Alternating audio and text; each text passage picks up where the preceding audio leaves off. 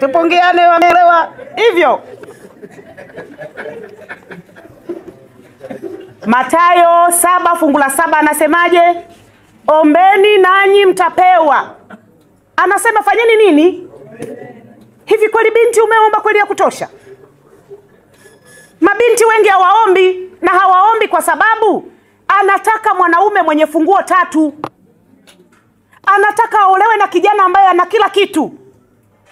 Awe na funguo ya nyumba, awe na funguo ya gari, awe na funguo ya ofisi. Umekwisha. Vitu vinatafutwa pamoja. Ungetafuta kijana ambaye ana Yesu. Kijana mwenye Yesu ana kila kitu, niwaambie. Heri kila mtu amchaye Bwana, aendaye katika njia yake. Kijana anayemcha Mungu hata kama hana kitu. We unaangalia huyu kijana ana akili zenye akili, mkubali haraka. Kwa sababu mtashirikiana naye katika kutafuta.